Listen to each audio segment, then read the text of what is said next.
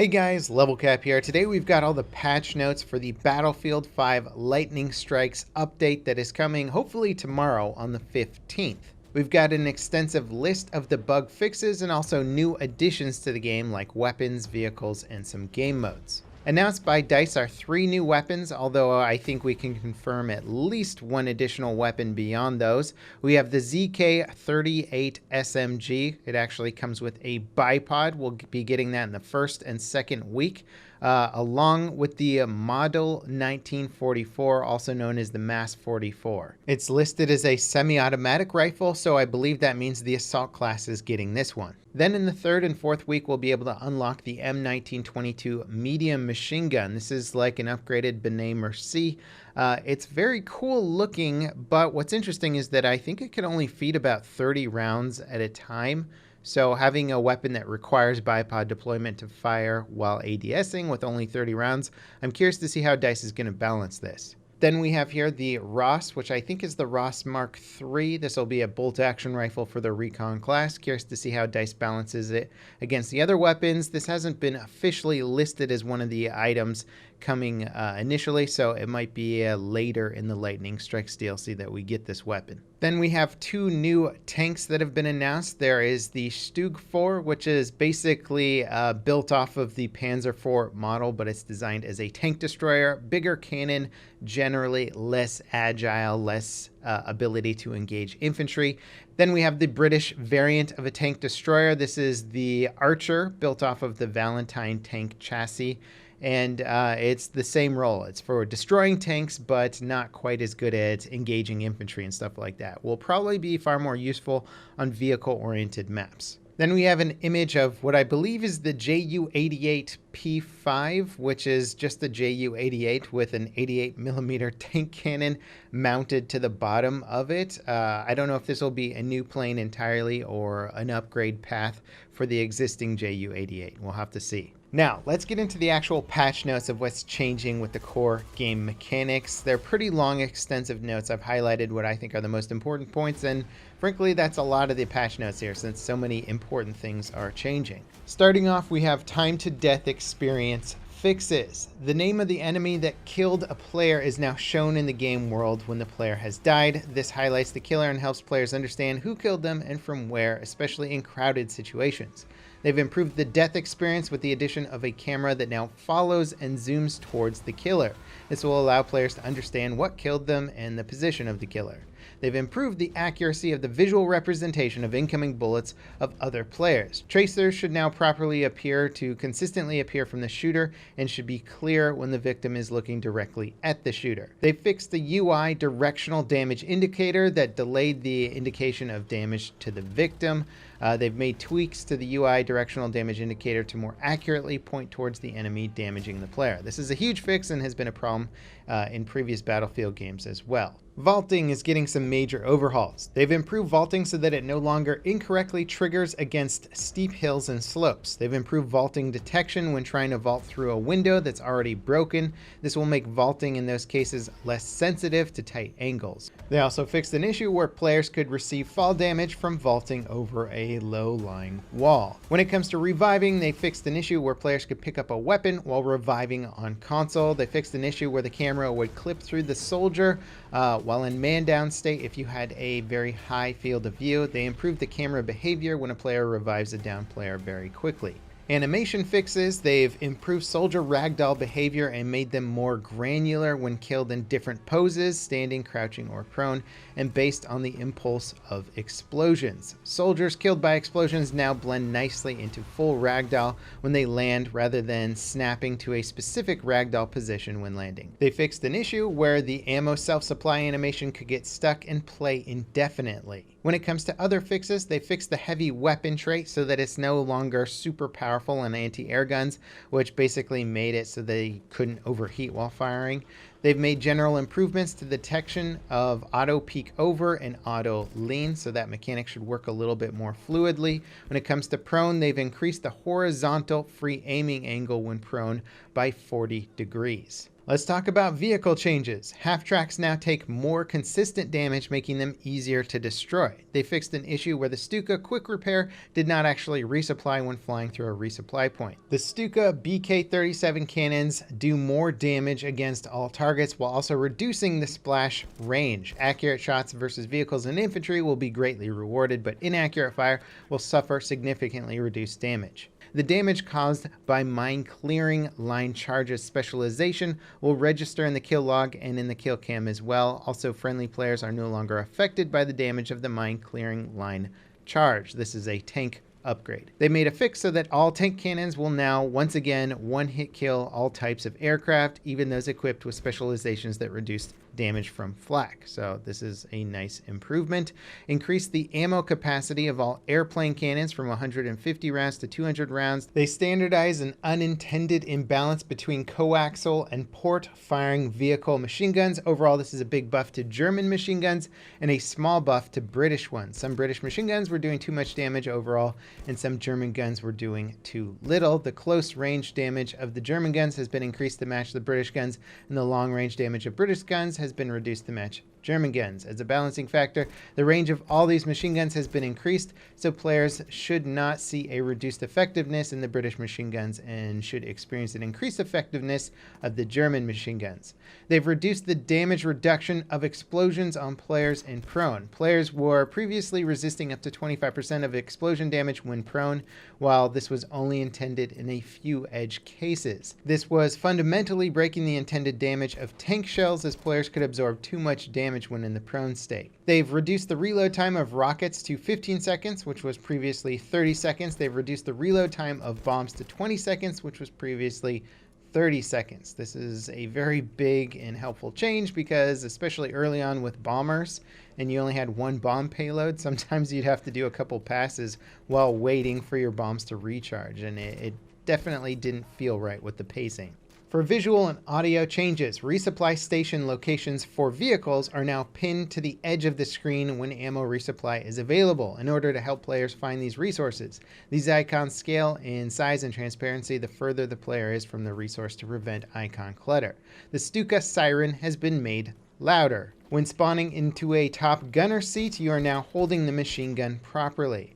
They also fixed an issue where players using higher sensitivity options could be counted as being out of bounds while in a top gunner seat, which is a very weird bug. Players can no longer fall under the map when spawning into a vehicle that managed to get destroyed right before the spawn. There have been a lot of weapon and gadget specialization changes. They've removed the extended magazine specialization for the M1907 SF and made the extended magazine equipped by default. Recoil buffer has been added as a replacement. This weapon specialization will be reset, and that means unlocking them will be refunded. The M1907 SF was not useful enough without the extended magazine upgrade, making the hipfire upgrades a bad choice.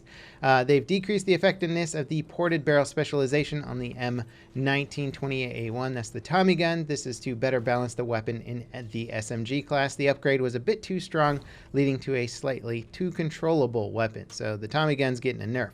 They've reduced the base deploy time of the STG-44 to 0.8 seconds from 0.85 seconds to better align with the animation. This was not in line with other assault rifles. They've increased the Suomi reload speed when not using the extended mag, so there's more of an argument now to be made for not necessarily using those 50 round mags, although I'm probably still going to use them. They fixed an issue where some weapons were inaccurate for too long when going from sprinting to firing when aiming down sights. Some weapons did not reach full accuracy when zoomed in when transitioning from sprinting to AEDS, leading to unexpectedly high recoil when fired. This was most notable on SMGs. They fixed an issue where SMGs and weapons with enhanced grips and slings and swivel specializations remained inaccurate when going from sprinting to firing in hipfire.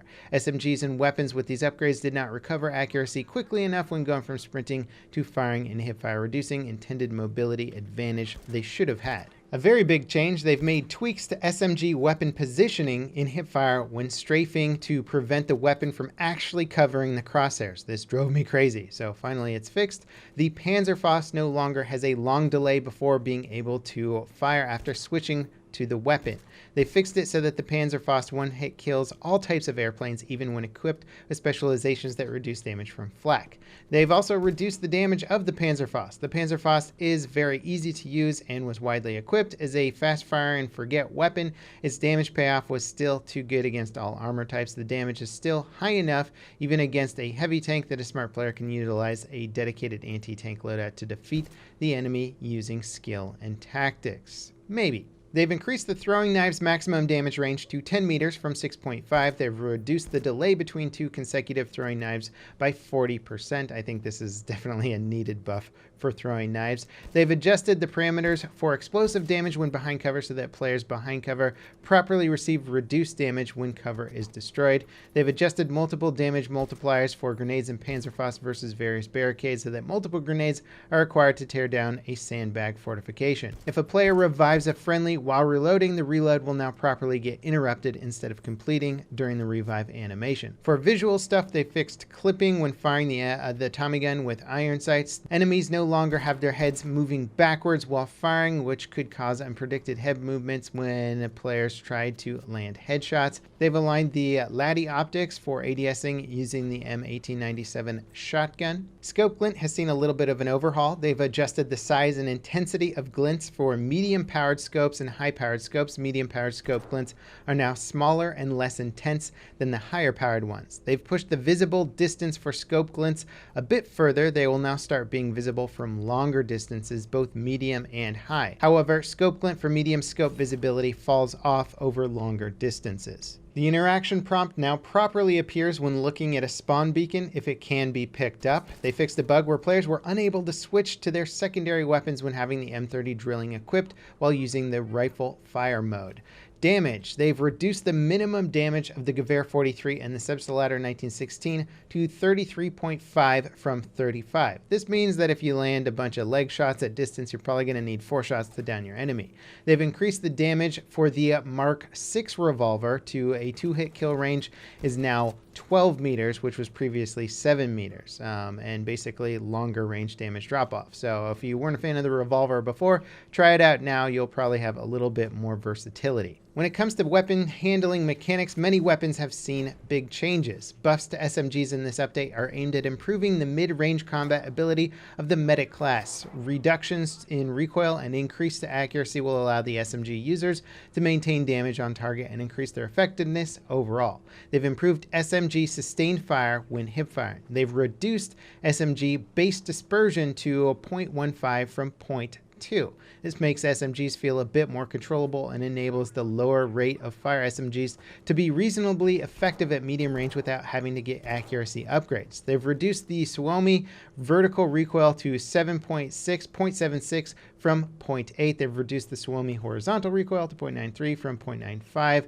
The Suomi was a bit too hard to control compared to the Tommy gun. They've also reduced the EMP recoil pattern strength to make firing single shots less awkward. The single shots before were biased to go sideways, making them awkward to use compared to other weapons. They've increased the M1A1 vertical recoil to 0.6 from 0.55. This weapon was outperforming other weapons at intended ranges, will now be more difficult to land multiple shots on target at longer ranges. They've increased the 1907 SF vertical recoil to 8.2 from 0.68. This weapon was outperforming other weapons at intended ranges and will now be more difficult to land multiple shots on targets at longer range. This is actually a pretty bad nerf to the M1907. So what I previously said was one of the best guns in the game in a recent video, it may no longer be the case. They've reduced the vertical recoil reduction when crouching to 25% from 30% and while prone to 40%, which was previously 50%.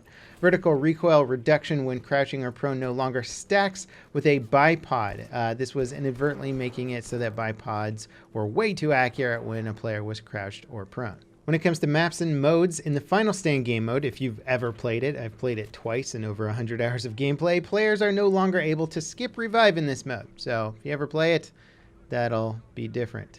They fixed an issue where the gamepad vibrations would not work on grand operations. They've decreased the intensity of the white environmental smoke on Devastation. When it comes to UI and heads-up display changes, players can now scroll through the map list from the server info screen while in game. This is kind of cool. You can see what maps are coming next. The rarity of vehicle skins is now shown in the vehicle customization screens. Specialization assignment icons should now always be visible on all challenges. I'm not exactly sure what that means, but it sounds good. Fixed an issue which could result in the bleed out functionality not always working. They added a zoom transition sensitivity smoothing option, which was off by default, which if you now enable it and you're not using uniform soldier aiming, it should make ADSing a smoother experience and less clunky. When it comes to in-game audio, voiceovers are now played when notifying players in the man down state that you are coming to revive them. Footstep audio has been improved, making walking and sprinting louder for better gameplay experience, while crouching and crawling generates less sound to enable sneaking and stealth gameplay. This is probably one of the bigger changes coming in this patch, and it is a very welcome one. They fixed an issue where the disabled sound for an airplane would keep playing after you repaired your airplane.